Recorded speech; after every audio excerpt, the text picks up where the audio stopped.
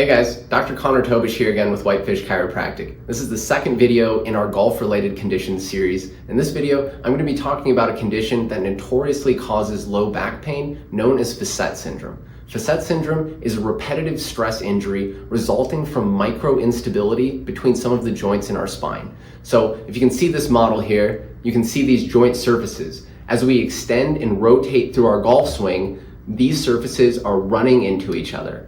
And with that repetitive stress, over time, these joint surfaces become irritated and painful. So next up, we're going to show you some simple tests that you can do at home to see if your low back pain may be the result of Flathead syndrome. And if so, we're going to give you some rehab exercises that you can do at home to start getting some relief.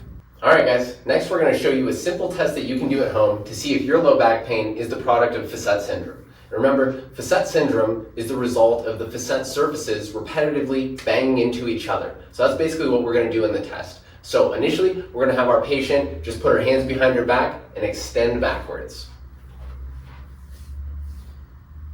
Perfect. Next, we want to add in that rotation. So we'll have her rotate to the left as if she's in the follow through of her swing, and then add that extension into the low back again.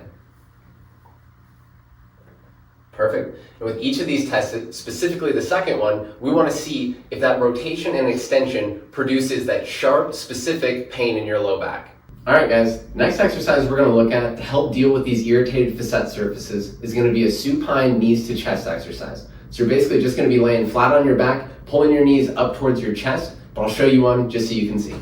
Like I said, you'll be flat on your back. You can grab your knees on the top or behind. You're going to pull your knees up towards the chest, hold for a second, then rinse and repeat. I'd shoot for 8 to 10 reps on that exercise 2 to 3 times per day. This is going to help us in a couple ways. One, it's going to help pull those irritated facet surfaces away from each other. And two, it's going to help us gently stretch some of the tight muscles in the back and hamstrings that are contributing to that excessive compression.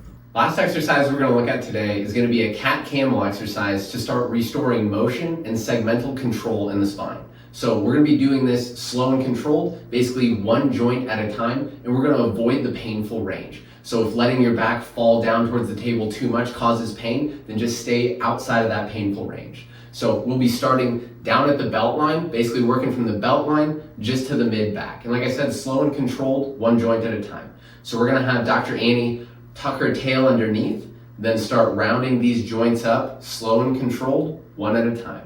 Then we're going to let the spine fall the opposite direction. So starting from the belt line again, we'll start to fall, fall, fall. That is great. I'd work on 10 reps in each direction, 2 to 3 times per day.